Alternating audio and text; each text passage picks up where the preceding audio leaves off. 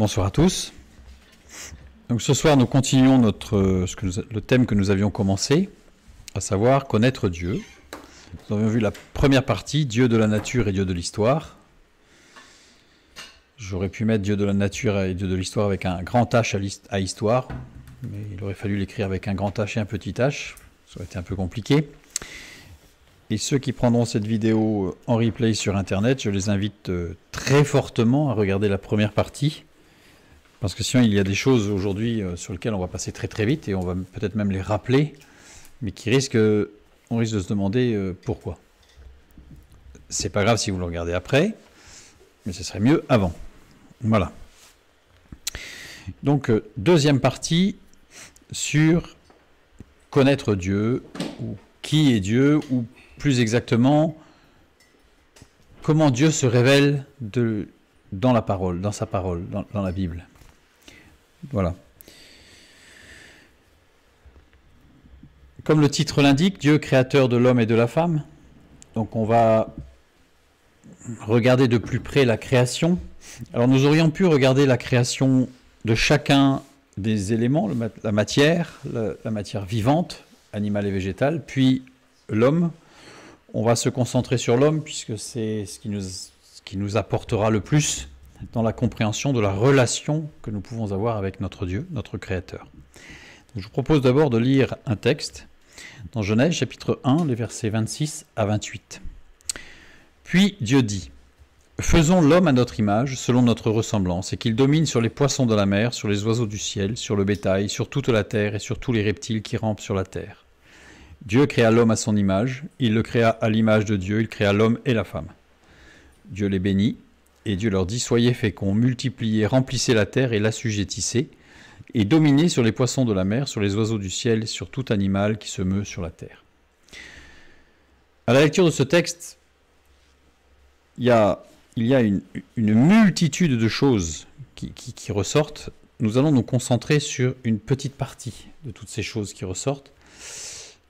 Nous avons déjà parlé, et j'invite ceux qui ne le connaissent pas, mais nous avons déjà parlé de ce texte à maintes reprises, autant sur la création, sur toute la série sur la création de l'homme et de la femme, et donc j'inviterai à les voir, ainsi que sur toute une série qui s'appelle les conditions masculines et féminines dans la Bible, donc 14 vidéos, mais que j'invite aussi à aller voir, parce que là il y a beaucoup de choses qui sont explicitées dans la parole de Dieu et qui ressortent de ce texte et qui malheureusement ne ressortent absolument pas dans ce texte en français. Donc nous allons nous concentrer donc sur une petite partie. C'est un récit souvent placé au rang de mythe parmi les mythes. C'est-à-dire que même parmi les chrétiens, ce qui est assez incroyable, on entend dire que c'est un mythe, c'est une histoire qui permet de comprendre des choses, mais qui reste à l'état... et que c'est un récit qui devait être compréhensible par les hommes du passé, les hommes et les femmes du passé qui n'avaient aucune connaissance. Donc il fallait que ce soit très simple, c'est accessible pour les enfants, c'est formidable, et à la limite on tape dans les mains. Mais c'est beaucoup plus que ça. C'est beaucoup plus que ça. Alors que ce texte est d'une totale originalité par rapport aux textes religieux ou philosophiques du passé et du présent.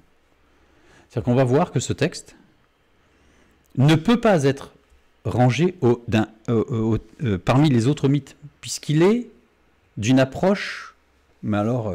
non seulement différente, mais je dirais diamétralement opposée.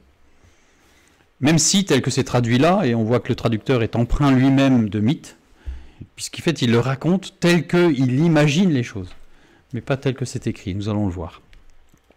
Nous allons nous concentrer sur « Puis Dieu dit, faisons l'homme à notre image, selon notre ressemblance ». Nous allons nous concentrer, je vais même dire, on va se concentrer sur « faisons l'homme ». On ne va même pas aller jusqu'à la totalité du sens de image et ressemblance, qui là aussi sont des termes extraordinaires. Donc, nous allons prendre cette partie de verset, le début du verset 26, et nous allons nous attarder, comme je l'ai dit, sur le « faisons l'homme ». Le verbe « faire » ici, c'est « asa », qui veut dire « placer »,« établir ». Il est conjugué au mode imparfait et au pluriel, ce qui est curieux. C'est Dieu qui parle et qui utilise un pluriel. Première personne du pluriel, nous. Le mode imparfait désigne une action inachevée, continue et répétée. Ça veut dire que l'emploi de ce verbe avec sa conjugaison signifie que ce que Dieu fait ici est quelque chose qui va durer tout le temps. C'est quelque chose qui va durer dans le temps, tout le temps. On n'est pas sur une action ponctuelle, sur une action de création ponctuelle, Dieu dit et il fut, ou Dieu dit il y eut, de Genèse 1, et pourtant nous sommes dans Genèse 1. Donc on voit ici une sorte de rupture dans le texte de la création. Ça pose deux questions en fait. Là j'ai mis un seul point d'interrogation, mais j'aurais pu en mettre deux. Pourquoi le mode imparfait? Alors certains évidemment vont sauter dessus pour dire évidemment l'évolution, quelque chose qui est progressif et qui va durer dans le temps. Pourquoi le pluriel? D'autres vont sauter dessus, peut-être même les mêmes, pour dire une démonstration de quelque chose. Oui, c'est une démonstration de quelque chose, mais de quoi? Dieu créa l'homme à son image. Genèse 1, 27. Dieu créa l'homme à son image. Ici, créa, c'est bacha, donc c'est pas faire, c'est créer, c'est véritablement créer. Bacha qui veut dire créer, qui veut dire tailler par le verbe, littéralement. Et il est conjugué au mode parfait. Là, on est sur une action ponctuelle. Le mode parfait, ça veut dire que l'action est unique, l'action est totale, l'action est non échelonnée. On a donc, entre le verset 26 et le verset 27, une sorte de contradiction. Une sorte de contradiction. Bacha, si je regarde de plus près, n'est utilisé que 3 fois dans la création. Genèse 1.1, Genèse 1.21, Genèse, la création animale. Genèse 1.1, c'est le tout début, au commencement Dieu créa, Bacha. Le verset 21, la création animale, et le verset 27, la création de l'homme. À chaque fois qu'il est utilisé, il introduit un principe nouveau dans la création, quelque chose qui n'existait pas et qui devient et qui est. Donc Dieu a créé ex nihilo, comme on dit en latin, c'est-à-dire de rien, il a créé quelque chose. Donc à chaque fois que Bacha apparaît, c'est parce qu'il y a quelque chose de nouveau. Évidemment, dans Genèse 1.1, le nouveau, c'est la matière, le temps. Le temps et la matière, l'univers, l'espace, avec ses dimensions. Verset 21, c'est l'animal. Donc, au verset 27, pour l'homme, c'est l'esprit. Pour la création animale, c'est l'âme. Les animaux ont une âme. L'homme a une âme et un esprit. Les animaux n'ont pas d'esprit. Donc, les animaux ne vivent pas éternellement. Il n'y a que l'esprit qui vit éternellement. Et puis la matière, évidemment, dans Genèse 1.1. Donc, l'homme a bien été créé en une seule fois pour toutes. Donc, ceux qui sauteraient sur l'occasion de se dire « Ah, c'est de l'imparfait au verset 26, donc s'il y a une évolution, ça ne tient pas du tout la route. » Puisqu'au verset 27, Dieu ferme la porte à cette pensée en disant « Non, non, non. J'ai créé, le verbe bacha, j'ai créé l'homme en une fois, instantanément, par sa puissance, par le logos, par la parole. » L'homme a un esprit, ce qu'aucun animal n'a. Ça veut dire que, ontologiquement, l'être humain est un être à part. Ce n'est pas un animal évolué. Ontologiquement, l'être humain est unique. Il n'y a rien d'autre dans la création qui puisse ressembler à l'être humain. D'un point de vue ontologique, je parle, c'est-à-dire dans sa conception intrinsèque, dans son essence. Évidemment, pour avoir une ressemblance physique avec un animal, avec un singe ou avec je ne sais pas quoi. Mais ontologiquement, il est différent. La Bible l'affirme, c'est clairement. Mais alors, il y a une grande question. Puisqu'il a été créé en une seule fois pour toutes, puisque ontologiquement, c'est un être à part, complètement différent, qui n'est pas issu d'une évolution, d'une progression, de quoi que ce soit, pourquoi la parole de Dieu emploie le verbe asa, placer, établir, à l'imparfait et surtout à la première personne du pluriel? Et pourquoi l'imparfait? Évidemment, cette conjugaison est là pour nous attirer l'œil, en fait, pour nous dire, regarde de plus près, il y a quelque chose de plus profond. Reprenons donc notre verset 26. Puis Dieu dit, faisons l'homme à notre image, selon notre ressemblance, et qu'il domine sur les poissons de la mer, sur les oiseaux du ciel, sur le bétail, sur toute la terre, sur tous les reptiles qui rampent sur la terre. On prend notre verbe, faisons, asa, qu'on a vu c'était placer, établir, il est conjugué au mode imparfait et au pluriel. Et le sujet maintenant. Le sujet c'est Elohim. Dieu, c'est la traduction de Elohim. Elohim étant le pluriel de Eloah, qui est lui-même le pluriel de El. Donc El c'est l'unique, c'est le 1, il est unique. El c'est l'unité. Un pluriel de 1, c'est au minimum 2, au moins 2. Et un pluriel de pluriel, c'est au moins 3. Donc Elohim, rien que le mot Elohim, est un pluriel. Pluriel de 3. Donc on se dit, logique. Logique, le verbe faire ici, asa, étant au pluriel, c'est une démonstration extraordinaire de la Trinité. C'est une démonstration de la Trinité. Pluriel exprimé par la Trinité. Pluriel justifiant la Trinité. C'est-à-dire que c'est un pluriel parce que c'est la Trinité, mais parce que c'est un pluriel, ça démontre la Trinité. Alors ici, on a quelque chose qui est extraordinaire, c'est que cet argument circulaire est vrai parce que cet argument circulaire est vrai, parce que cet argument circulaire est vrai. C'est-à-dire que j'ai un texte qui montre que c'est la Trinité parce que c'est la Trinité, donc il montre que c'est la Trinité. Mais en fait, on n'a rien démontré. On n'a rien démontré, c'est simplement un argument circulaire. Nous allons donc réfléchir un petit peu, pour aller un peu plus loin. Cette proposition de dire que ce pluriel vient du fait que Elohim étant au moins 3, donc un pluriel de 3, cette proposition de dire que puisque Elohim est un pluriel de 3, le verbe est au pluriel, c'est qui prouve bien qu'il y a une trinité de 3, etc. On a bien vu l'argument circulaire. Et bien cette proposition, ces propositions expliquées par la Trinité et le pluriel justifiant la Trinité, ne tiennent pas compte des autres textes bibliques. Dieu créa l'homme à son image. Le verset 27, le début du verset 27. Dieu créa l'homme à son image. Dieu, Elohim, le pluriel. Créa, bara, conjugué à la troisième personne du singulier. Et tous les passages qui emploient Elohim pour Dieu utilisent un verbe conjugué à la troisième personne du singulier. C'est-à-dire que dans toute la Bible, Elohim est un pluriel de 3, mais le verbe est toujours au singulier. Il y aurait donc un seul passage, celui-là, qui serait en opposition au reste du texte.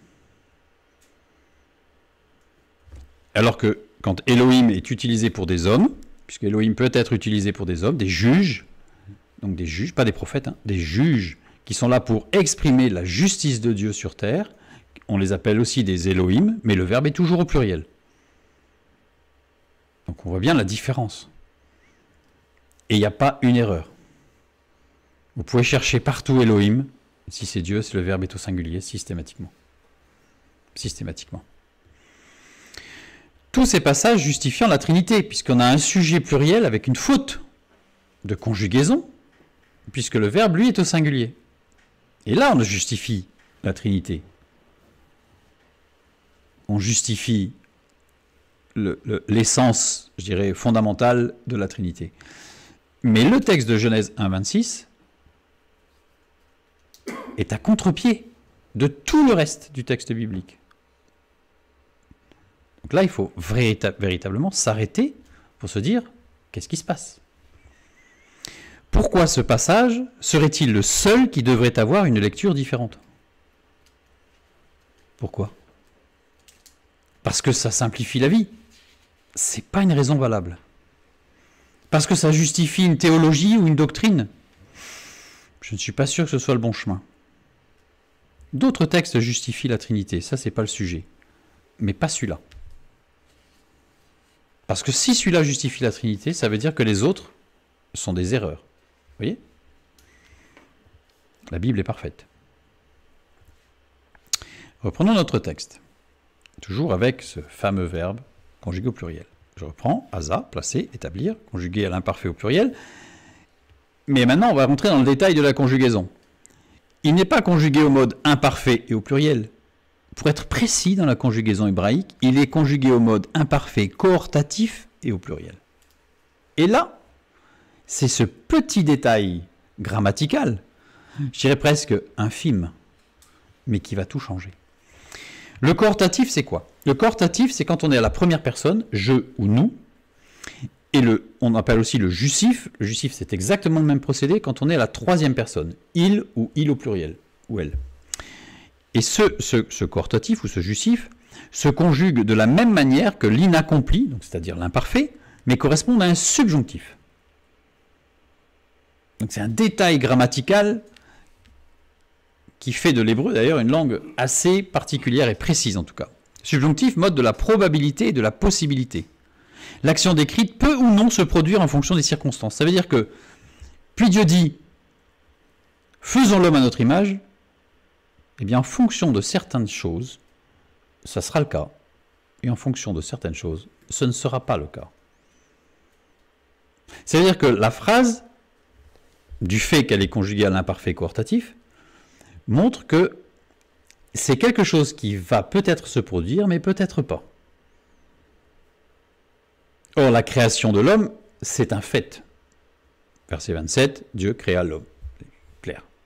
Au mode parfait, c'est une fois terminé. Donc, ce n'est pas une question de est-ce que Dieu allait avoir un doute sur le fait qu'il allait créer l'homme ou pas? Pas du tout. C'est autre chose. Le cohortatif, ou le justif, s'emploie pour exprimer des nuances de volonté.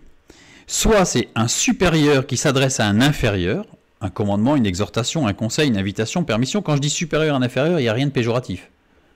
Ça peut être un professeur qui connaît plus de choses et donc qui va enseigner quelqu'un d'autre. Voilà, mais ça va c'est vraiment dans un seul sens. Il y a quelqu'un qui a une autorité, qui est reconnue, et qui va s'adresser à quelqu'un qui, justement, demande à cette autorité quelque chose. Soit c'est un inférieur qui va s'adresser à un supérieur. D'accord? Donc en fait, on a vraiment un ordre hiérarchique, un ordre, je dirais, d'autorité entre les deux. Je donne des exemples. En 2 Samuel 19, 38, qu'il passe, bon, cette expression qu'il passe est une demande de permission. Et 2 Samuel 19, 39, qu'il passe est une permission. C'est-à-dire qu'on a un discours qui se passe, que l'on voit se dérouler dans notre lecture. Puis on voit qu'à un moment donné, il y a une phrase qui dit qu'il passe le fleuve. Le premier, c'est une demande de permission. Pourtant, c'est traduit qu'il passe, mais c'est une demande de permission. Et le deuxième, quand la réponse, c'est qu'il passe, c'est une autorisation de. Vous voyez ? Donc il y a une nuance, en fait. Donc ici, ce verbe asa, conjugué au mode imparfait, cohortatif et au pluriel, est employé 33 fois. 33 fois. Pas forcément comme sujet Dieu, hein, mais au total, ce verbe est employé 33 fois. Alors c'est intéressant parce que ça va nous mettre un peu sur la piste, puisque 33, c'est le symbole de l'action complète de Dieu. Jésus a accompli 33 miracles dans les évangiles, dont 24 guérisons, mais 33 miracles. Ce n'est pas anodin, 33 miracles, parce que c'est l'action complète de Dieu. Jésus a pu dire tout est accompli.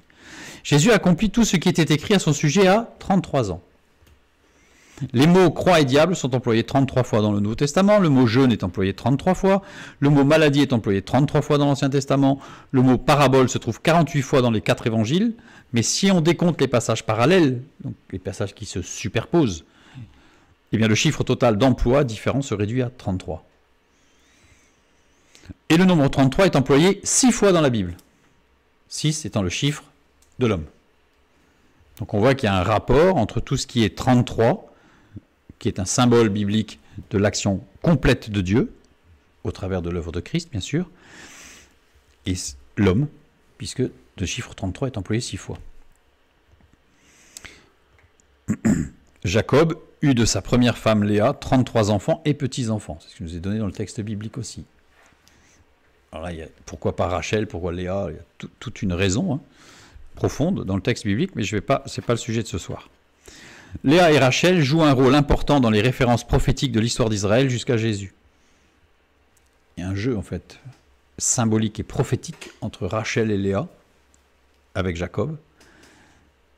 Et il nous est dit que Léa, elle a 33 enfants et petits-enfants. C'est précis.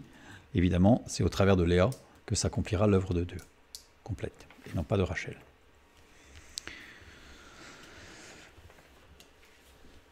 Donc, dès la création de l'être humain, celui-ci fait partie du plan divin. C'est-à-dire que on voit que cette action, cette création de Dieu, cette création que Dieu va faire et il va créer l'homme, on voit que c'est le verset 26 et 27, mais dans le verset 26, on y voit en fait que l'homme est inclus puisque c'est du coortatif, c'est-à-dire qu'il y a une autorité qui parle à quelqu'un d'inférieur. Or là, dans la Trinité, il n'y a pas une autorité qui parle à quelqu'un qui est inférieur, qui ne sait pas. Donc ça ne peut pas être dans la Trinité, ça ne peut pas être au sein de la Trinité, puisqu'il n'y a pas de communication d'autoritaire à sous-chef, de chef à sous-chef. Il n'y a pas. Les trois sont un. C'est l'homme en fait. Ça veut dire quoi? C'est-à-dire que faisons l'homme égale, je fais et ferai l'homme avec l'homme. C'est-à-dire que Dieu, dès le départ de sa création, inclut l'homme dans la création et dans ce qui va le façonner, cet homme. Il a été créé homme, matière, corps, âme, esprit, dans un premier temps, en un clin d'œil, par une parole de Dieu. Mais, au verset 26, nous apprenons que Dieu va faire l'homme avec l'homme. Une sorte de partenariat. L'homme va avoir une action dedans. Et là, on comprend pourquoi c'est l'imparfait coortatif. Il y a évidemment l'autorité de Dieu qui va parler à l'homme. Et évidemment, il y a une notion de subjonctif, d'hypothétique, parce que comment l'homme va-t-il réagir? Il va marcher avec Dieu ou pas? Et s'il marche avec Dieu, ça se fera. L'homme sera rendu à l'image et à la ressemblance de Dieu. Mais s'il ne marche pas avec Dieu, l'homme ne sera pas rendu à l'image ou à la ressemblance de Dieu. Dieu est et reste le souverain, le maître absolu, et il invite chaque être humain à participer volontairement au déroulement de l'histoire. Mais ça ne veut pas dire que Dieu va être obligé de jouer au pompier et que si l'homme ne veut pas, il va falloir qu'il rattrape le tir.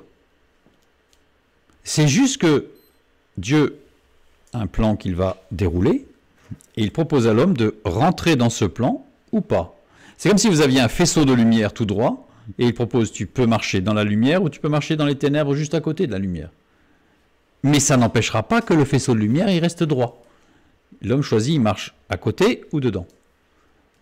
Mais ce que Dieu a prévu se déroulera. C'est tout. On comprend pourquoi le justif, enfin le coortatif ici. Puisque j'aime en plus dans le coortatif, il y a cohorte en fait, donc on a même dans le vocable qui a été utilisé, on y a cette notion de partenariat, mais il y a quelqu'un qui a l'autorité. Il y a quelqu'un qui a l'autorité. L'homme est et restera responsable, pardon, pas responsabilité, mais responsable de ses choix. C'est-à-dire que Dieu a un plan qui va se dérouler, Dieu va proposer à l'homme de marcher avec lui ou pas, et l'homme sera responsable de son choix. Mais est-ce que ça va faire changer le plan de Dieu? Absolument pas. Absolument pas. Je dirais que c'est presque, on pourrait presque imaginer, alors cette image évidemment est imparfaite, mais on pourrait imaginer une très grosse entreprise qui fonctionne très très bien, avec un système qui bien huilé, qui tourne parfaitement, et puis ce chef d'entreprise, ce manager d'une entreprise internationale, va proposer à quelqu'un en disant, bah tiens, voilà, tu sors de tes études, je te propose, tu deviens salarié de l'entreprise. Ça t'intéresse ou pas? S'il dit oui, bah, il rentre comme salarié dans l'entreprise, et il est au bénéfice de la formation interne, de tout ce qu'il peut y avoir en interne dans l'entreprise. Puis s'il dit non, bah il rentre pas. Mais est-ce que ça va changer le business plan de l'entreprise? Est-ce que ça va changer le chiffre d'affaires mondial de l'entreprise? Absolument pas. Mais c'est une proposition qui est faite, tu acceptes ou tu n'acceptes pas. C'est un peu le même principe. Évidemment, cette image est imparfaite, puisque dans la notion d'entreprise, il y a une notion de bénéfice, etc., ce qui n'est pas le cas dans le plan de Dieu. Mais pour bien comprendre ce qui se passe, dans cette expression « faisons l'homme », rien que dans ces mots, c'est puissant. L'homme peut et pourra participer à sa propre formation, de par ses choix.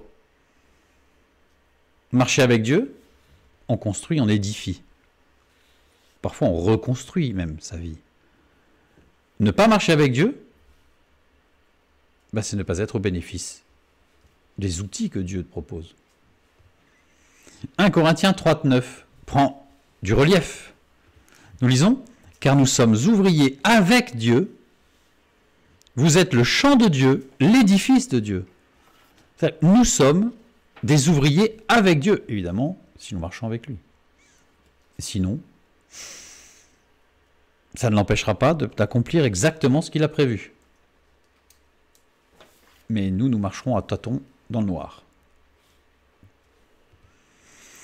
Et le texte biblique est absolument unique dans ce message parmi tous les textes étiologiques, c'est-à-dire tous les textes qui nous parlent de l'origine de l'humanité, de l'origine du monde, de l'origine en particulier de la société humaine. Aucun texte ne parle d'un Dieu qui propose de faire l'homme avec l'homme. Dans tous les textes étiologiques, que ce soit de la mythologie grecque, romaine, hindoue, chinoise, ce que vous voulez, on a toujours une notion de Dieu extérieur qui décide des choses parfois, qui dit voilà c'est comme ça, et l'homme le pauvre, il subit, fait ce qu'il peut. Là on a la mythologie grecque. Puis il y en a d'autres en fait où on va dire qu'en fait c'est l'homme qui décide, et puis Dieu il fait ce qu'il peut derrière. Non. La Bible est le seul texte étiologique qui nous présente un Dieu qui propose à chaque être humain d'être participant de sa propre construction. C'est extraordinaire. Extraordinaire. Un Dieu tout-puissant qui propose cela. Donc, ontologiquement, l'être humain est véritablement un être à part. Parce qu'il est le seul qui va construire sa vie avec son Créateur. Enfin, qui peut en tout cas construire sa vie avec son Créateur. Psaume 86,8, nous lisons « Nul n'est comme toi parmi les dieux, Seigneur, et rien ne ressemble à tes œuvres, évidemment. » Dieu est le seul qui a présenté, parce qu'il n'y a pas d'autre Dieu de toute façon, mais le seul texte qui parle d'un Dieu créateur avec la main tendue, en fait, dans sa toute-puissance. C'est-à-dire qu'il ne se réduit pas à une obéissance, à une soumission, à une volonté de l'homme, qui dirait non, finalement, je veux pas de toi, Dieu, et Dieu, il fait ce qu'il peut derrière pour essayer de rattraper le tir. C'est pas du tout ça. Tu peux monter dans la barque ou pas, mais la barque, elle ira de toute façon au port. Vous voyez, ce petit texte, « Faisons l'homme », ne justifie pas du tout la Trinité, mais justifie une main tendue de Dieu extraordinaire. Donc, si je traduis un petit peu plus précisément, pour prendre en compte cette conjugaison un petit peu à l'imparfait coortatif, je pourrais traduire par « Puis Dieu dit, ensemble, avec l'homme, nous ferons et continuerons à établir l'homme à notre image et à notre ressemblance. » Vous voyez, cette construction. Alors après, je n'ai pas étudié notre image et notre ressemblance, parce qu'en fait, on a une sorte d'effet miroir. Je renvoie vers l'étude sur la condition masculine et féminine, où justement, dans l'une des études, on a étudié cet effet miroir, en fait, où Dieu, dans sa puissance, ne se révèle pas dans sa puissance, parce que sinon, ça serait impossible à soutenir, et le plan de Dieu nous paraîtrait tellement énorme qu'on ne pourrait même pas imaginer pouvoir rentrer dedans. Donc il va nous amener exactement la hauteur de ce qu'on est capable de regarder. Voilà. Et donc on va avoir une image qui va se construire elle-même. Non seulement on va se construire, mais l'image que nous avons et l'image que Dieu va nous donner de nous-mêmes va se construire aussi.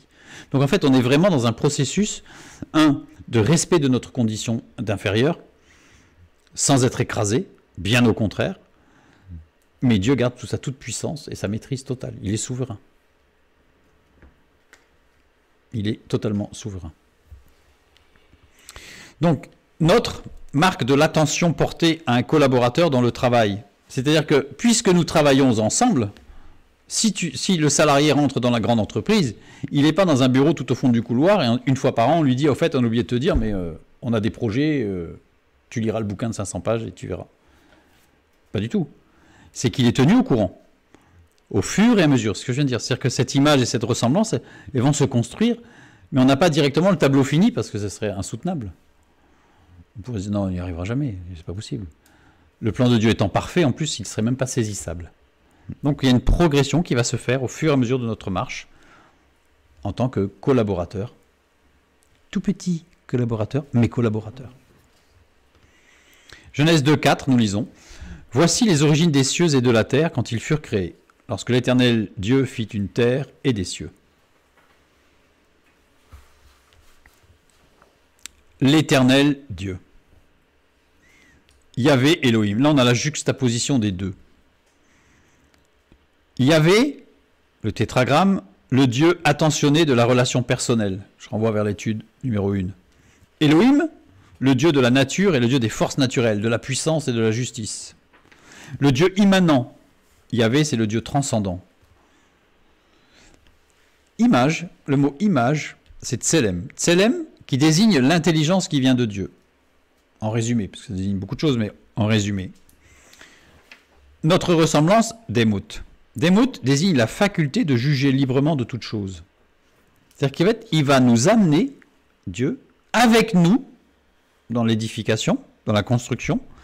Il va nous donner cette intelligence qui vient de Dieu, pas d'un seul coup, parce que ce serait trop.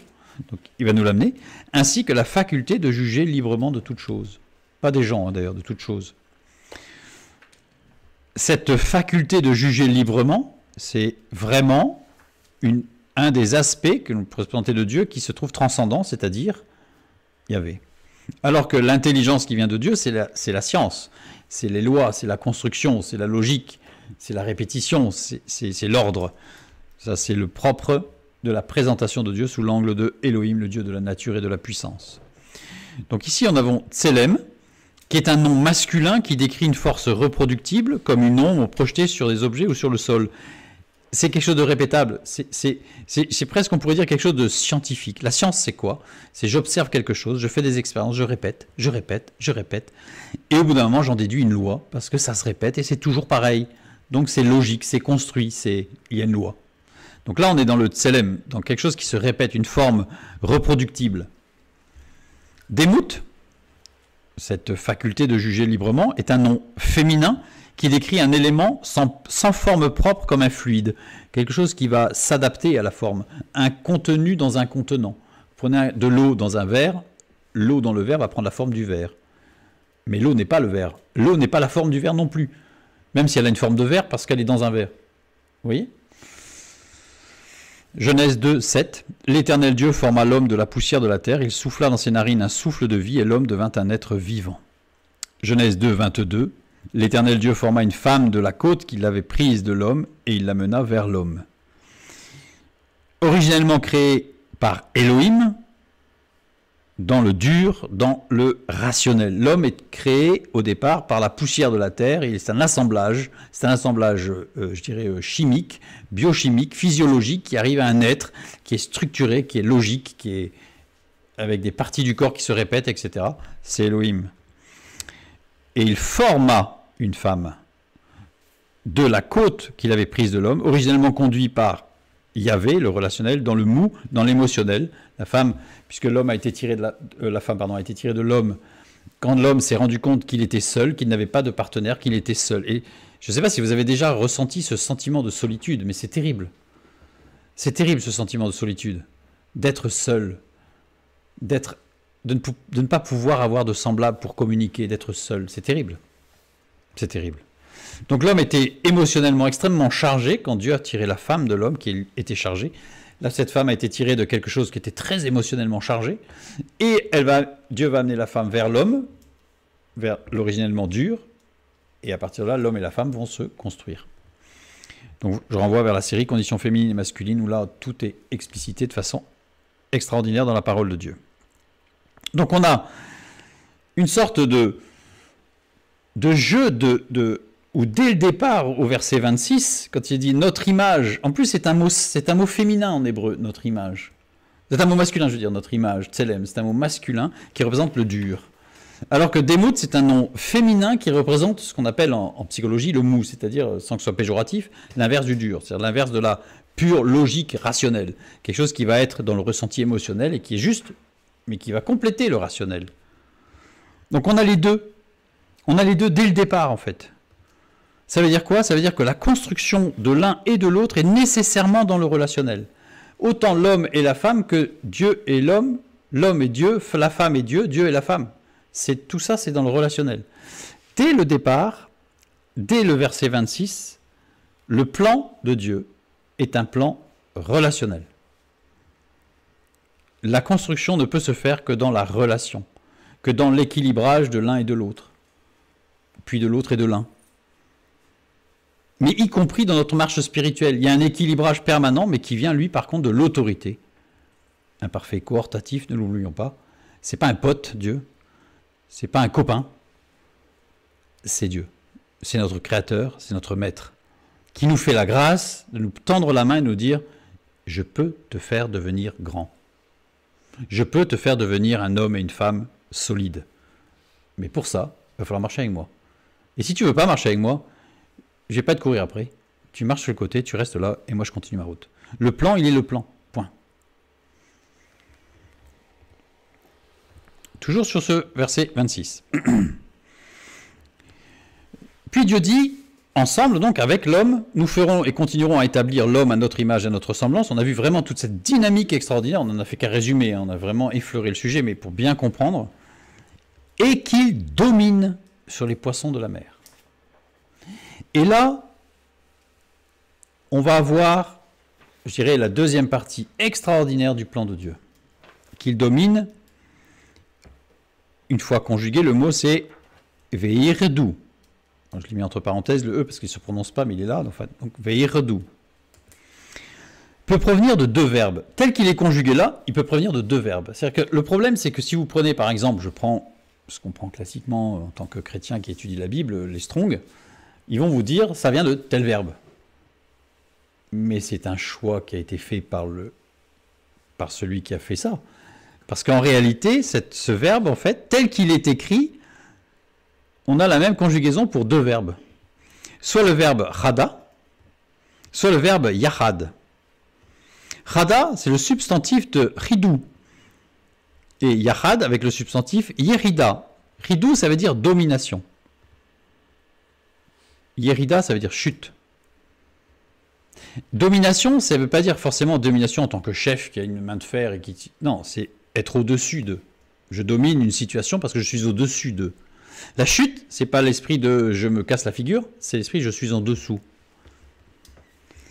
L'homme, en fonction de son choix, est capable, en relation avec Dieu bien sûr, de s'élever vers Dieu, sans Dieu, de s'abaisser en dessous des animaux. Littéralement, c'est ça. On a une sorte de lecture, non pas ambiguë, mais rappelons-nous, nous sommes à l'impératif cohortatif, c'est-à-dire l'équivalent d'un subjonctif, donc il peut se passer des choses. Donc on a la proposition de Dieu, ensemble, on va construire. Celui qui veut, il va s'élever, au-dessus des animaux, il va s'élever. Et celui qui ne veut pas, eh bien, il va se retrouver en dessous des animaux. Il va descendre, il va chuter. Quand on dit que s'abaisser en dessous des animaux, l'homme est capable de violence contre autrui. Meurtre, vol, agression. L'animal ne se bat que pour se nourrir ou se défendre. Jamais pour s'amuser ou parce qu'il a un intérêt à quelque chose. Vous allez me dire, il y a le territoire, il y a la nourriture, oui, mais globalement, l'animal n'use pas de violence contre autrui simplement par pulsion, par désir. L'homme est capable de violence contre lui-même. Suicide, débauche, corruption, abus de tout genre, sur son propre corps. L'animal ne s'adonne ni au suicide ni à la débauche. L'homme est capable de violence contre Dieu. Idolâtrie, fétichisme, totémisme. L'animal ne s'adonne ni au fétichisme ni à la superstition. La Bible dit que l'animal ne reconnaît qu'un seul créateur, Dieu. L'homme est vraiment capable d'être en dessous de l'animal. Dès sa formation, l'être humain est prévenu que ses choix auront des conséquences sur son état. Et on l'a vu dès le départ. Faisons, c'est de l'imparfait cohortatif, donc un subjonctif. Donc il va se passer quelque chose. Peut-être, peut-être pas. Ça va dépendre de quoi? Du choix de chacun. Ecclésiaste 3.11, nous lisons Il fait toutes choses bonnes en son temps, même il a mis dans leur cœur la pensée de l'éternité, bien que l'homme ne puisse pas saisir l'œuvre que Dieu fait, c'est ce que nous avons vu, c'est pour ça qu'il y a une image progressive qui va se construire, fait du commencement jusqu'à la fin. Mais il a mis dans leur cœur la pensée de l'éternité. Chacun a cette pensée qu'il a été créé pour quelque chose de plus que de marcher là, aujourd'hui.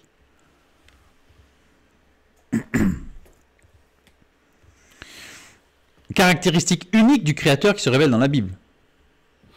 C'est le texte biblique est le seul qui présente un Dieu qui prévient l'homme qu'en fonction de ses choix, il va lui arriver quelque chose. Dans tous les autres textes étiologiques, une fois de plus, ou mythologiques, l'homme est soumis aux pulsions des dieux. D'un coup, Dieu se met en colère, il ne sait pas trop pourquoi, mais bon, ils subissent le truc. Ça, c'est les autres textes. Mais dans la Bible, c'est jamais le cas. Jamais. Dans tous les autres textes décrivant un Dieu, celui-ci agit ou réagit pulsionnellement, mais l'Éternel prévient toujours de ce qu'il va faire avec et sans la repentance. Et il le fait. Il n'y a pas un seul texte biblique où on voit Dieu qui agit ou qui réagit à une position sans que les hommes aient été prévenus de ce que Dieu allait faire en fonction de leur situation. Toute l'histoire d'Israël, ce n'est que ça. Il dit à Dieu, Dieu qui parle et qui dit à Israël, si tu reviens à moi, il va se passer ça, si tu t'éloignes de moi, il va se passer ça. Il n'y a pas un seul homme, il n'y a pas une seule situation où Dieu n'a pas prévenu. Et là, on est dans le seul texte qui parle de Dieu, la Bible, où on voit ce Dieu prévenant dans le sens où il prévient de ce qui va se passer. Non seulement il prévient de ce qui va se passer, mais en plus il le fait. On est de ce qu'on appelle de l'ordre de la qualité, c'est-à-dire je dis ce que je fais et je fais ce que je dis. Dieu est parfait. Donc l'homme n'a pas à avoir peur de Dieu en réalité. Il a à avoir peur des conséquences de ses choix. Malheureusement, la présentation qui est faite du texte biblique et de Dieu amène les gens à avoir peur de Dieu. Mais ce n'est pas de Dieu qu'il faut avoir peur. C'est de ses choix. Je dirais que dans la vie pratique, aujourd'hui, on a peur du policier ou du gendarme. Mais on n'a pas peur de faire un excès de vitesse. On n'a pas peur de prendre quelque chose qui n'est pas à soi. Par contre, on a peur si jamais il y a un gendarme. On a peur du gendarme, on n'a pas peur du méfait et des conséquences du méfait sur notre vie. Mais on a peur du gendarme. Et bien en fait, c'est une transposition. Aujourd'hui, beaucoup ont peur de Dieu, sans réaliser que c'est plutôt avoir la crainte, la peur. De Dieu, on n'a pas peur. Il dit ce qu'il va faire. Pourquoi on aurait peur? Avoir peur, c'est quand on ne sait pas. Quand on a peur, c'est parce qu'on ne sait pas ce qui peut se passer. C'est parce qu'on ne maîtrise plus là. Mais il n'y a pas à avoir peur. Dieu a dit qu'il s'y allait se passer. On sait ce qui va se passer. Pourquoi on aurait peur de Dieu? Par contre, il faut qu'on ait peur des conséquences de nos choix. La responsabilité, elle est véritablement sur nous. Pas sur Dieu. C'est à cause de Dieu, en fait. Non, c'est pas à cause de Dieu. Il a dit ce qu'il allait faire. Chacun fait son choix. Mise à la portée, donc cette conséquence, les conséquences de ces choix, sont toutes mises à la portée de la conscience et de la raison de chacun de multiples manières.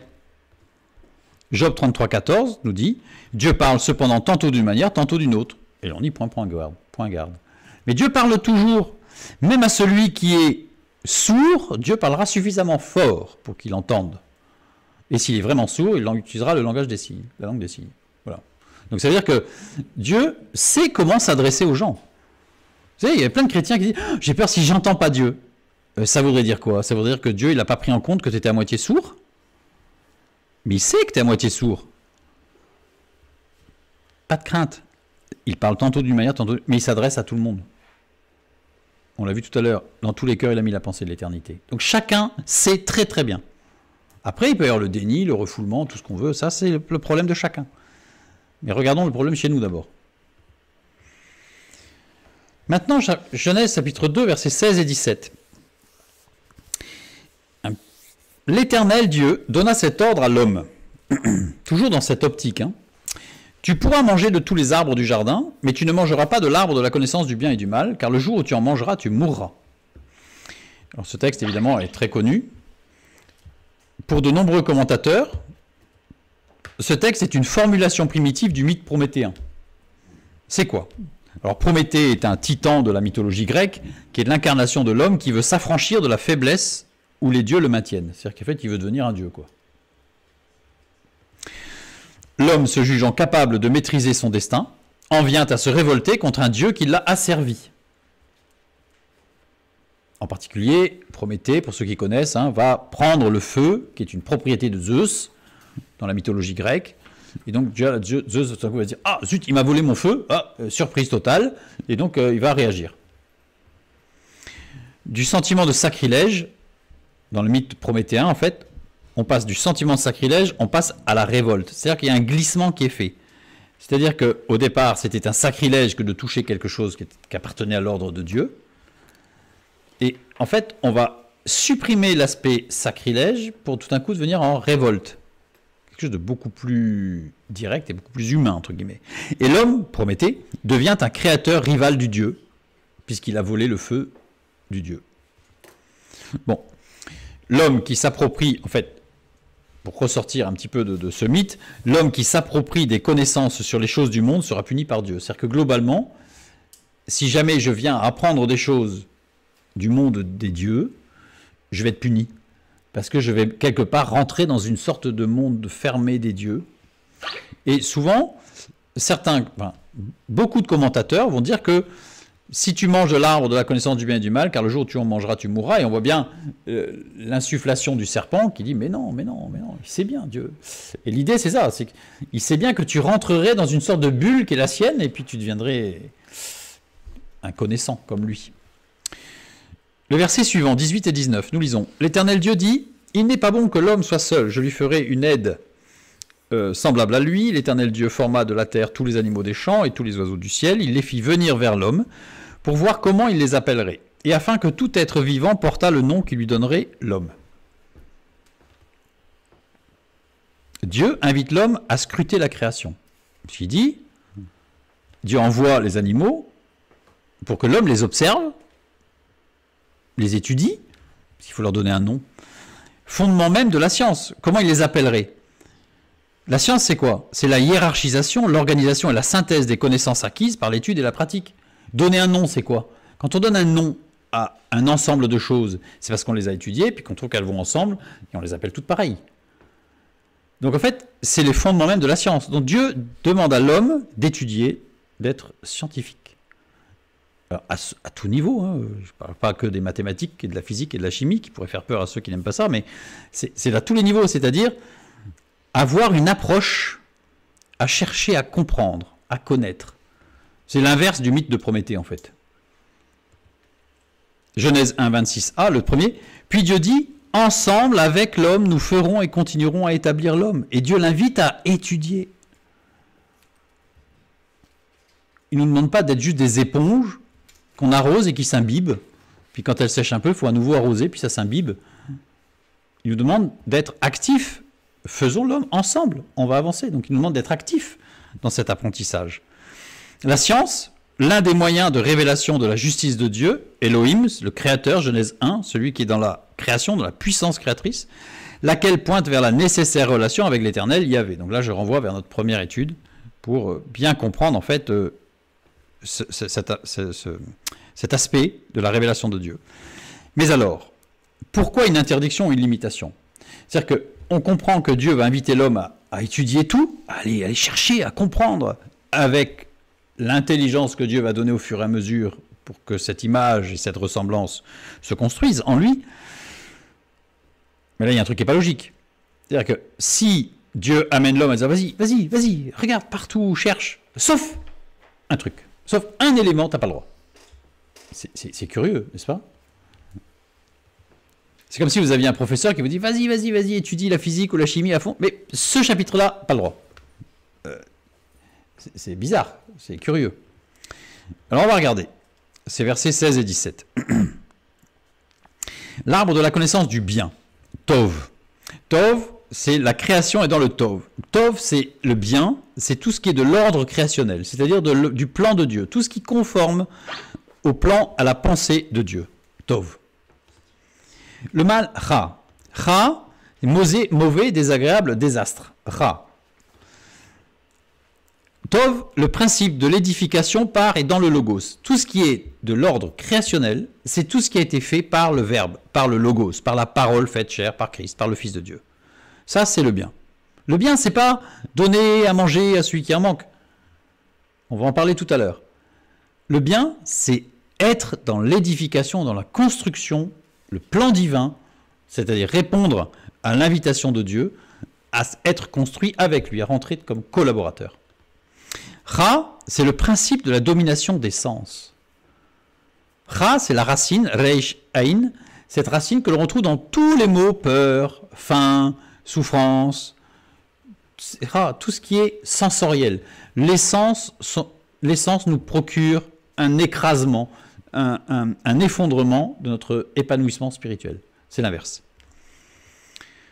Je renvoie vers l'autre étude encore. La connaissance, Da'at. La connaissance du bien et du mal. La connaissance de ce qui est du plan de Dieu, ben ça c'est extraordinaire. Ça c'est le top. Et la connaissance des principes de la domination des sens. Da'at. Da'at porte également le sens d'union et de relation, mais désigne le nœud entre l'intellect pur et les émotions. Da'at, c'est une connaissance, c'est pas une connaissance scientifique. Da'at, c'est une connaissance qui va mélanger le rationnel et l'irrationnel. Da'at désigne un mélange entre ce qui est de la raison, de l'esprit et des sens du corps. Un mélange. L'arbre du mélange. Littéralement, c'est l'arbre qui va amener le mélange entre ce qui est bien et ce qui n'est pas de l'ordre de Dieu. Ce qui vient du logos et ce qui vient des sens. Le mélange. C'est le mélange. L'arbre du mélange. La perte de la pureté du principe de l'édification par et dans le logos, par le mélange avec ce qui est des sens et la définition du péché. La définition du péché, c'est pas voler, c'est pas ça, ce sont des conséquences. Le péché, c'est quand il y a le mélange. C'est quand il y a du mélange entre ce qui est de l'ordre de l'édification créationnelle par le logos et ce qui est des sens, et on mélange les deux. Et on mélange les deux. Raison pour laquelle il y a toujours une part de bien dans une action destructrice. C'est-à-dire que quand vous voulez juger quelqu'un, par exemple quelqu'un qui a volé, il a des raisons, sauf si c'est maladif, mais et même si c'est maladif, il a une raison. Donc il y a toujours des raisons. Il a volé parce que sa maman, qui n'avait plus d'argent, n'avait pas de quoi manger, donc en fait ça justifie quelque part. Enfin, pourtant il a volé. Vous voyez, il y a un aspect quand même où il a fait ça pour amener quelque chose à manger à quelqu'un qui était en train de mourir de faim. Mais il a volé. Vous voyez, il y a un mélange en fait. Pour juger ça, c'est très compliqué. C'est difficile. Il y a un mélange. Et il y a toujours une part de mal dans une bonne action. Quand on fait quelque chose de bien, j'ai donné à manger à quelqu'un qui avait faim, même si j'ai pris de ce que j'avais à moi, donc vraiment, j'ai fait une bonne action. Mais au fond, quelque part, c'est aussi pour me mettre en avant. Enfin, qui peut savoir exactement jusqu'où ça commence et où ça finit? C'est une sorte de dégradé, en fait. Vous savez, quand vous avez un beau dégradé entre le bleu et le vert, qui est capable de dire où commence le bleu et où s'arrête le vert? C'est impossible. C'est impossible. Et bien là, c'est un peu ça. C'est la zone du mélange. Avant d'avoir mangé de l'arbre, de cet arbre du mélange, Adam et Ève, tout était clair dans leur tête. Tout était clair. Ce qui était de l'ordre du plan divin était clair. Et ce qui était de l'ordre des sens était clair. Et quand ils ont mangé de l'arbre, donc je renvoie vers l'étude sur la chute, les deux études sur la chute, pour voir comment s'est produit ce mélange. L'arbre de la connaissance du bien et du mal, c'est l'arbre du mélange. Le psaume 75, le verset 8, nous lisons « Il y a dans la main de l'Éternel une coupe où fermente un vin plein de mélange, et il en verse. Tous les méchants de la terre sucent, boivent jusqu'à la lie. » Et oui, tous ceux qui refusent le plan de Dieu sont dans le mélange. Et ce vin, il y a toujours cette image de vin, de la coupe avec de vin, et bien là c'est un vin plein de mélange. pour le méchant. Apocalypse 22, 11, nous lisons que celui qui est injuste soit encore injuste, que celui qui est souillé se souille encore, et que le juste pratique encore la justice, et que celui qui est saint se sanctifie encore. On voit, tu fais ton choix, avance dans ton choix. Pas de problème.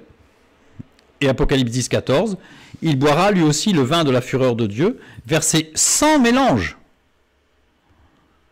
On verra plus tard ce que la Bible entend par colère et fureur de Dieu. Ce n'est pas le sujet de ce soir.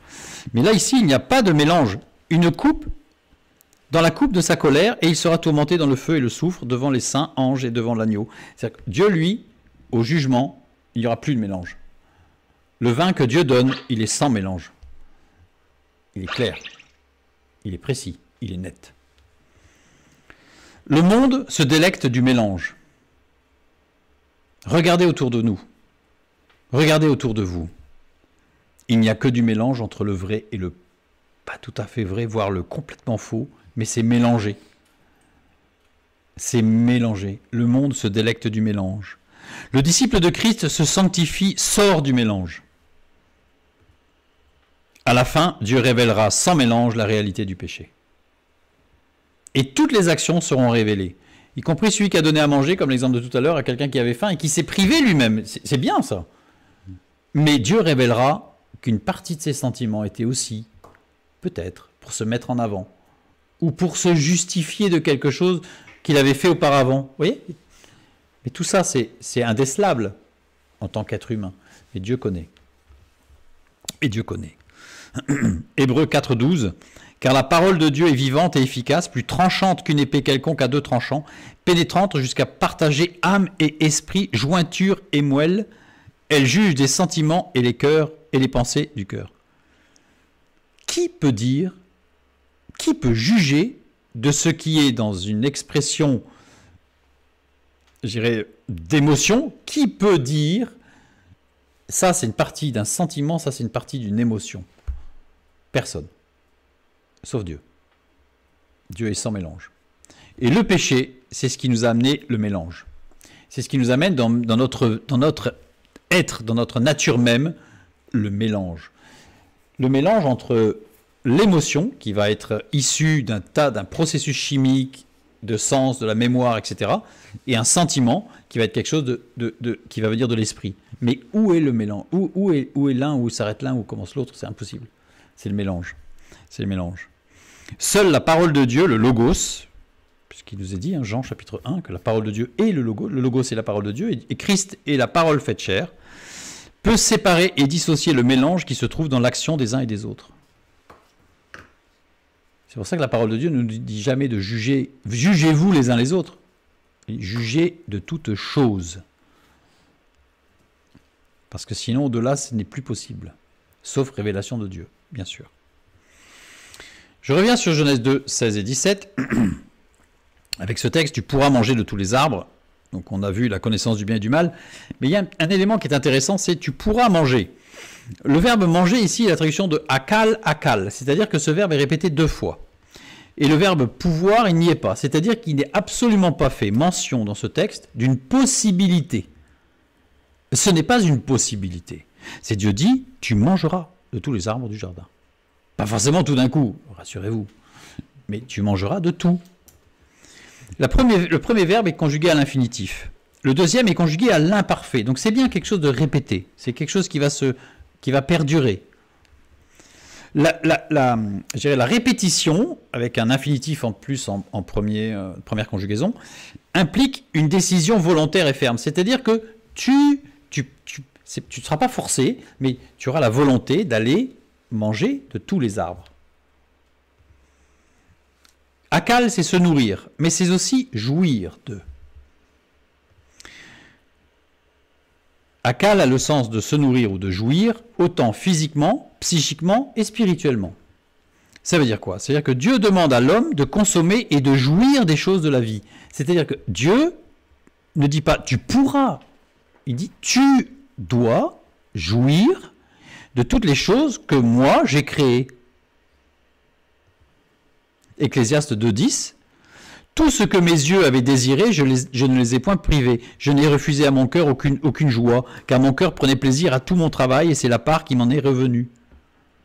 Et oui, c'est spirituel de jouir des choses que Dieu nous donne.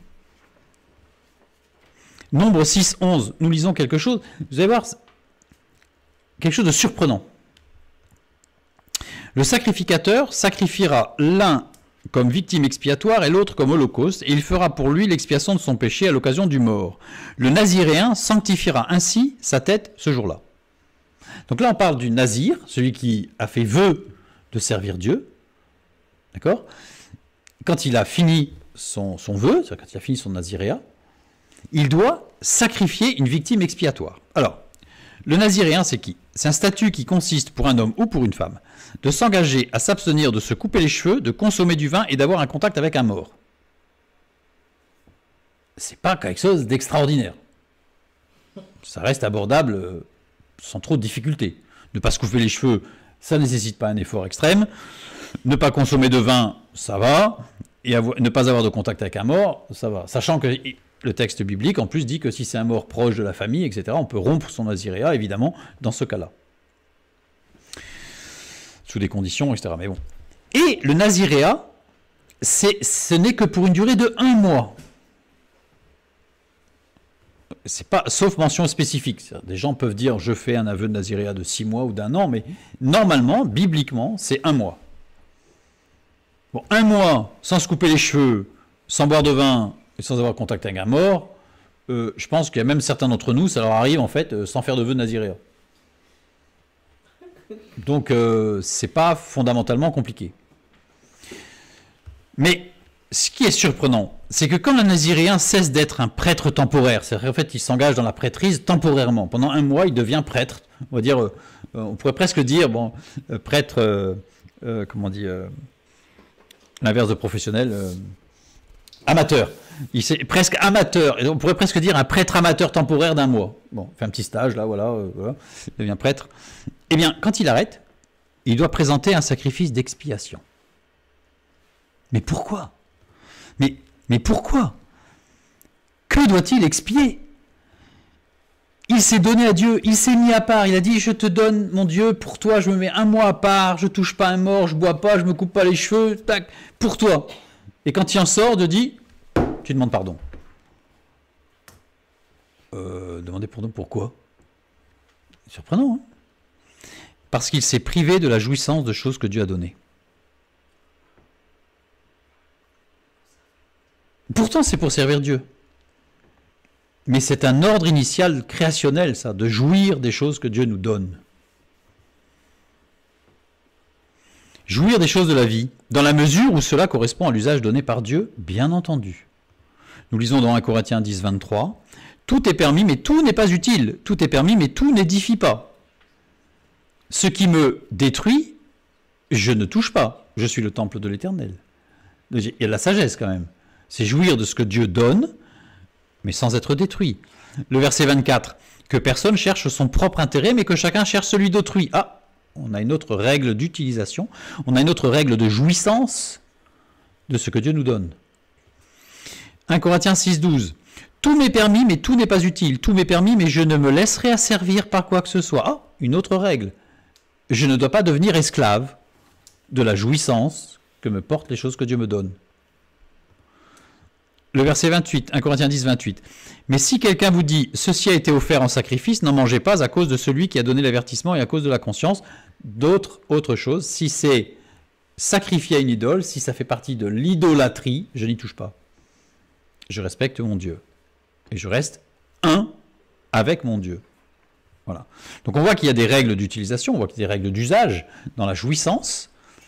Dans la jouissance. Vous savez, ça va très très loin. Parce que dans le christianisme, en fait, par exemple, la sexualité est quelque chose qui est montré de quelque chose, ça a toujours une couleur très négative. Sans exagérer, parfois même, ça a été même jusqu'à ce que ce soit très négatif, mais même en donnant qu'une petite couleur négative, alors que dans la parole de Dieu, l'homme, je dis quelque chose qui peut surprendre, mais l'homme qui est donc avec son épouse, avec sa femme, doit faire jouir sa femme. Et juste pour information, ce n'est jamais mentionné que la femme doit faire jouir l'homme. Remarquez juste l'inversion qu'on a dans notre société, dans l'inconscient collectif. La femme est là pour la jouissance de l'homme, alors que bibliquement, c'est l'inverse. C'est l'homme qui doit faire jouir sa femme. C'est une mitzvah. C'est-à-dire, c'est une règle. Parce que la jouissance fait partie du plan de Dieu, mais avec des règles. Dans le respect de l'autre, dans le respect de soi-même, pas devenir esclave, dans le respect de Dieu, pas d'idolâtrie. Les choses sont claires. Elles sont claires et simples. Je continue. Dieu donna cet ordre à l'homme. Tu mangeras de tous les arbres. Donc tu jouiras de tout ce que Dieu t'a donné.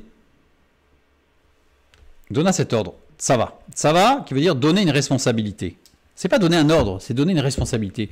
Dieu donne à l'homme la responsabilité de jouir de tout ce que Dieu lui a donné. Les deux premières lettres caractérisent toute espèce de ligne tracée vers un but. La dernière lettre, c'est la vie. Et tout a pour but la vie. Toute jouissance de ce que Dieu nous donne a pour but l'édification, la vie, la construction. Conjugaison ici au radical piel, c'est-à-dire jusqu'au bout, dans le moindre détail. C'est pas juste un peu comme ça, vite fait, ce gaz dans le coin là. Non, c'est chaque détail, chaque arbre du jardin, tu vas en jouir, tu vas l'apprécier jusqu'au bout. Exprime une action répétée ou étendue, mode imparfait, donc c'est-à-dire que l'action elle est répétée, elle est continue tout le temps, c'est pas une fois. C'est tout le temps. Dieu, en fait, c'est pas, je reviens en arrière pour montrer la différence, pas Dieu demande à l'homme de consommer et de jouir de toutes choses de la vie. Non, Dieu donne à l'homme la responsabilité de consommer et de jouir des choses de la vie. Il a la responsabilité de, ça veut dire quoi? Ça veut dire que au jugement dernier, Dieu nous dira, as-tu joui de ce que je t'ai donné? As-tu apprécié ce que je t'ai donné? As-tu été jusqu'au bout de la jouissance de ce que je t'ai donné? Marie, as-tu été jusqu'à la jouissance de ton épouse? Femme, as-tu été jusqu'à la jouissance de ton mari? Même si la mitzvah va dans un seul sens. As-tu joui de la présence de tes enfants? Le cadre d'emploi de Tsava par Dieu est explicité particulièrement, évidemment dans plein de passages de la parole de Dieu, mais en particulier dans le psaume 33 et au verset 9. Car il dit, et la chose arrive, il ordonne et elle existe. Il dit, Amar, dire, annoncer quelque chose. Les deux dernières lettres, tout ce qui s'étend par une impulsion, Dieu, symbole de Dieu. Donc l'impulsion, c'est le logos, hein, l'impulsion, je vois toute la création. Donc la parole de Dieu, c'est ce qui donne une impulsion de vie. C'est ce qui donne une impulsion, qui va construire. Sorte de mise en résonance par Dieu. La parole de Dieu doit mettre quelque chose en résonance en nous. Si la parole de Dieu reste plate en nous, c'est qu'il y a un problème. On n'est pas en phase. Car il dit et la chose arrive. Non, il n'y a pas chose. Il dit et arrive. Haya désigne l'état d'être. Il dit elle est. C'est pas la chose. La chose, non. Ce qu'il dit est. Quoi que ce soit. S'il dit un sentiment, le sentiment est. S'il dit quelque chose de physique, il est. C'est le verbe être. Il est. L'état d'être même. Donc, car il dit, et c'est bien mis en résonance, il dit, et c'est bien mis en résonance. C'est mis en résonance immédiatement. La résonance existe, c'est parti. Il ordonne et elle existe. Ordonner ici, ça va. Notre verbe, ça va. Donc, conjugué au radical piel encore, et elle existe, amad. Amad, ça veut dire s'ériger contre de façon persistante. Être dans une attitude d'attente. S'élever, se tenir droit. Quand il y a un ordre, ça va, ce qui est traduit par ordonner, hein, un ordre, ça va, au radical piel, c'est qu'il y a eu une parole amar, une impulsion dynamique au préalable. C'est-à-dire que quand Dieu dit de faire quelque chose, il donne l'énergie, il donne ce qu'il faut pour le faire. Ça veut dire que cette jouissance, il va nous donner la possibilité de le faire. Notre responsabilité est de saisir ce qu'il nous donne ou pas. Faisons l'homme à notre image. L'homme va être responsable de ses choix. Dieu va tout donner. Il va non seulement il va donner la possibilité de participer au plan divin, mais en plus il va donner l'énergie pour y arriver. Donc c'est le chef d'entreprise qui dit je t'invite comme salarié et je paye tout. Il faut être fou pour refuser. Eh bien l'homme refuse. Eh bien l'homme refuse. Donc Dieu donne à l'homme la responsabilité de consommer et de jouir des choses de la vie selon sa parole, dynamique et dynamisante. Et là, ça y est, on a vraiment tout le sens de ce qu'est la jouissance, de ce que Dieu donne. Cette action de donner une responsabilité de Dieu, selon sa parole, elle implique une liberté conditionnelle. Puisque je te donne la responsabilité de faire quelque chose selon ce que je t'ai dit. On revient au chef d'entreprise, l'employé est rentré, et le chef d'entreprise, il ne dit pas à l'employé « c'est super, tu es salarié, tu fais ce que tu veux ». Non, il rentre dans l'entreprise, donc le chef d'entreprise donne une tâche, et lui, on a compris, il lui donne tous les moyens pour réaliser cette tâche. Même au-delà même de ses moyens, puisqu'il va jouir de ce qu'il fait. C'est-à-dire qu'il va apprécier, il va être vraiment dans un épanouissement de ce qu'il fait. Mais c'est une liberté conditionnelle. On fait ce qui nous a été donné, quoi. La tâche qui nous est impartie. Avec un échange d'informations techniques, de règles d'utilisation. Voilà. Je reviens à l'exemple de l'entreprise, il y a des outils, etc. Tu utilises les outils de l'entreprise, on ne fait pas n'importe quoi. Il y a des techniques, des règles d'utilisation, c'est-à-dire que ça nécessite une connaissance scientifique, une connaissance rationnelle. J'apprends des choses et puis c'est répétable, je remplis mon tableau Excel, je fais mon rapport, je sais pas, il y a toutes sortes de choses qui sont répétées, qui sont répétitives en fait dans notre existence. Et puis il y a un échange d'informations, ça veut dire qu'il y a une nécessité relationnelle. Inévitablement. S'il y a un échange d'informations, c'est qu'il y a une relation quelque part. Implique de connaître Dieu sous son aspect transcendant, créateur personnel et relationnel. Si je ne connais pas mon Dieu, comment pourrais-je avoir une relation avec lui? Impossible. Impossible. Si je veux avoir cette connaissance, grâce à cette intelligence, l'image et la ressemblance, vous voyez, cette intelligence et cette capacité de juger de toute chose qui vient de Dieu, qui va se construire, implique de connaître Dieu sous son aspect immanent, c'est-à-dire le créateur omnipotent et omniscient, Elohim. On a Yahvé l'Éternel et on a Elohim Dieu. Pourquoi j'ai mis Elohim Dieu? C'est parce que dans nos traductions bibliques, fort heureusement, c'est très généralement appliqué. C'est-à-dire que quand vous voyez l'Éternel, c'est Yahvé. Quand vous voyez Dieu, c'est Elohim. Mais remarquez que quand Dieu se révèle, il se révèle souvent sur les deux termes. On va le voir tout à l'heure. Le verset 8 du chapitre 2 de la Genèse, toujours. Pour voir que Dieu vraiment conduit toutes choses, et il est le maître, il nous donne une responsabilité, mais il nous donne tout. Puis l'Éternel Dieu planta un jardin en Éden du côté de l'Orient, et il y mit l'homme qu'il avait formé. Il y mit, le mot « y » ici, là, « sham », ça veut dire « avec cela ». Donc littéralement, puis l'Éternel Dieu planta un jardin en Éden du côté de l'Orient, et avec cela, mit l'homme qu'il avait formé. Le verbe mettre ici, sim, qui veut dire former, façonner. Donc littéralement, c'est pas le verbe mettre, c'est et il façonna l'homme. Avec cela, il façonna l'homme qu'il avait formé. Avec cela, avec quoi? Avec le jardin d'Éden qu'il avait créé. Dieu planta un jardin du côté de l'Orient, et avec ce jardin, il a façonné l'homme avec l'homme. Comment est-ce possible? Genèse 2,15. L'Éternel Dieu prit l'homme et le plaça dans le jardin d'Éden pour le cultiver et pour le garder. Pris, lakar, conduire, prendre par la main. Conjugaison en mode imparfait, c'est-à-dire que c'est répété, c'est-à-dire que c'est pas une fois. Dans le texte, on a l'impression qu'il l'a pris, il l'a posé, tac, c'est bon, il est parti. Et je t'ai mis dans le truc, là, c'est sympa, je t'ai mis dans le parc, hein, comme les enfants, je t'ai mis dans le parc à jeux, et puis je vais faire autre chose. Pas du tout. C'est-à-dire que c'est à l'imparfait, donc il le prend par la main, de façon répétée, continue. Je dirais que le texte biblique nous montre que c'était quotidiennement. Action, processus inachevé, prolongé, répété. Et le plaça dans le jardin, yanar. Yanar, au radicalifile, ça veut dire rendre tranquille. Eh oui, il a été conjugué au radicalifile ici. C'est-à-dire que il l'a pris par la main et il le rendait tranquille. Il n'y avait pas de stress. Tout était fait dans l'amour, dans l'intelligence, dans la sagesse, dans le relationnel fort.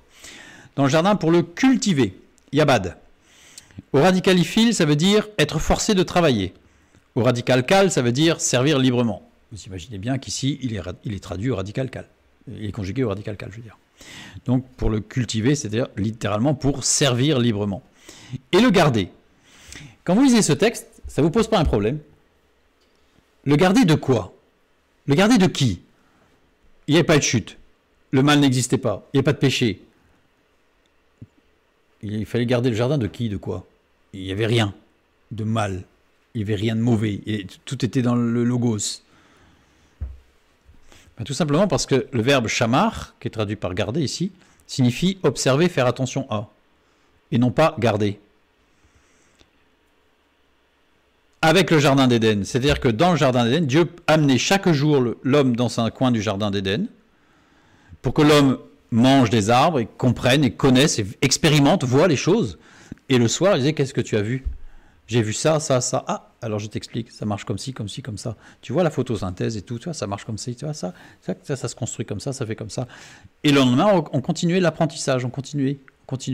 Donc jour après jour, Dieu enseignait l'homme avec tout ce qu'il lui avait donné pour qu'il en jouisse, puisqu'il en mangeait.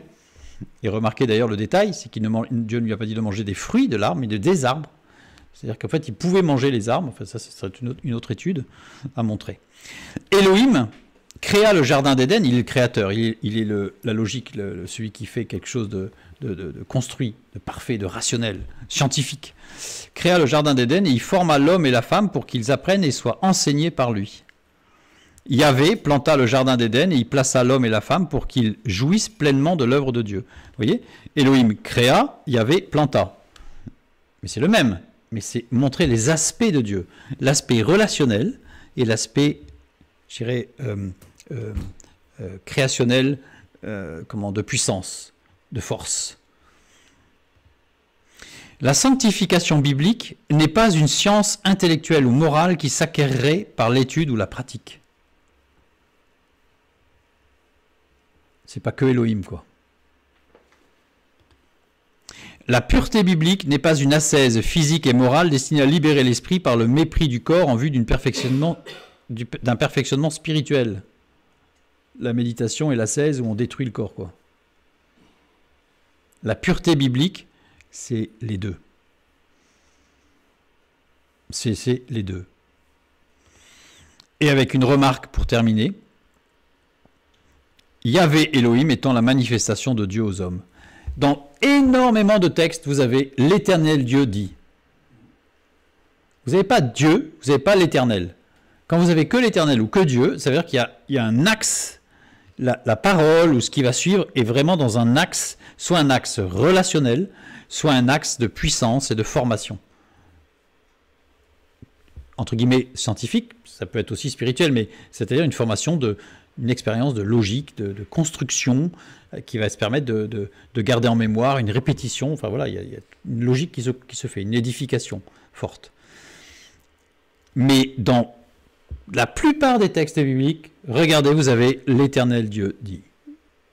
Nous avons besoin, parce que c'est le même, hein, il est unique, je renvoie vers notre première étude, et donc nous avons besoin de connaître l'Éternel Dieu dans nos vies, c'est-à-dire le Dieu transcendant, le Dieu immanent, qui va nous amener dans son plan, si on marche avec lui, bien sûr, en Christ, pour être construit et pour jouir de ce que Dieu nous donne. Et là, nous comprendrons pourquoi la joie. Nous pouvons comprendre ce que sont les fruits de l'esprit et la réalité, puisque nous jouissons de ce que Dieu nous donne. Que Dieu vous bénisse et à bientôt.